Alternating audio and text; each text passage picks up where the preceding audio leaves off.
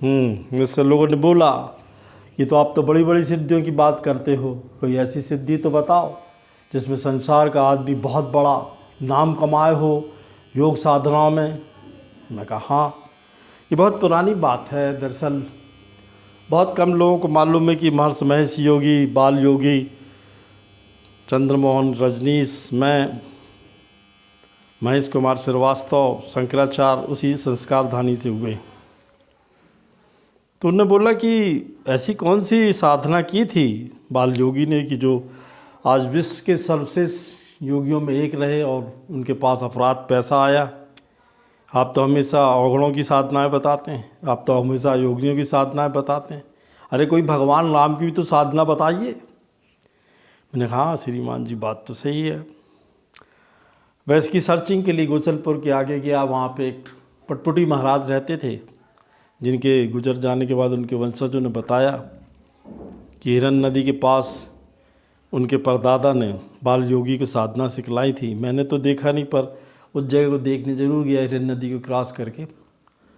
तो साधना ये थी कि उन्होंने हनुमान जी की सिद्धि प्राप्त की थी। हनुमान जी की उनके पास उनके गुरु को 2.5 इंच की एक मूर्ति मिली थी, बिल्कुल गुलाबी गेरुए कलर की, और उन्होंने उसको स्थापना की थी। वहाँ एक बालक आता था, सुंदर सा, अच्छे घर का लड़का था। तो बोलने लगा हमें तो यही चाहिए, हमें तो यही चाहिए। बाद जैसे जैसे बालक बड़ा हुआ, गोरा नारा ऊंचा, पूरा सुंदर, घुंघराले से बाल। तो उनके पिताजी ने बोला इसको सिखला दो हनुमान जी की सिद्धियाँ। तो उन्होंने बोला ठीक है, हनुमान जी की सिद्धि कठिन नहीं है, पर ये रोज़ नहाएगा यहाँ 2:30 बजे सुबह से लेकर सवेरे 7 बजे के बीच में उसको हनुमान जी का इस मंत्र को बोलना पड़ेगा। तो बोले कौन सा मंत्र हो सकता है, क्या बोलेंगे? बोले ओम हनुमंते राम भगवताय नमः, एक मंत्र ये है। फिर दूसरा मंत्र है ओम हनुमंते राम भगवताय स्वाहा। तो उस बालक ने संकल्प करना पड़ेगा, बोले मूंगे की माला से प्रत्येक दिन सुबह। बालक तैयार हो गया, अभी मूछें भी नहीं उगी थी, यंग था, गोरा चट्टा था।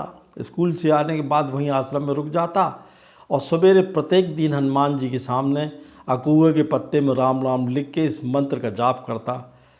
पीले रंग के, नीले रंग के, गुलाबी रंग के कोई चादर पे बैठ के और नहा के पूजन करता। 21,000 जाप प्रतिदिन किया, 21 दिन तक किया। 21वें दिन लोग बताते हैं कि वहाँ एक बहुत हनुमान जी के समान बंदर उपस्थित हुआ। उसको बोला था कि 21वें दिन मालपुआ का भोग लगाना। मालपुआ जानते हैं आप क्या होता है? पूड़ी के समान बनता है, उसमें 5 प्रकार का मिठाई भर के हनुमान जी को वो पसंद है। चमेली का दिया तेल लगा के वो पूजन करता था इस मंत्र की। एक बानर प्रकट हुआ विशाल, उसने उस बालक को बोले तुझे क्या चाहिए? मेरे बाल योगी बनना, मुझे बाल योगी बननी। ने उसके सिर पे हाथ रखा हनुमान जी के रूप में, और वो फिर उसको हनुमान जी की तमाम सिद्धियां प्राप्त हो गई। उसको कंठस्थ रामचरितमानस याद था। हनुमान जी कलयुग के देवता हैं, उनकी भी सिद्धियां की जा सकती हैं, पर ये केवल उन बालकों को करनी चाहिए जो यंग हैं, जो साधना करना चाहते हैं। इसमें स्त्रियां साधना नहीं कर सकती हनुमान जी की, और जो गृहस्थ ना होकर संसार का कल्याण करना चाहते हैं। मुझे अच्छे से मालूम है, मैं अमेरिका में बाल योगी से मिला तो बोले महाराज हम भी तो वही के ही हैं, संस्कारधानी के, हमने तो हनुमान जी की सिद्धियां प्राप्त की और संसार का कल्याण कर रहे हैं।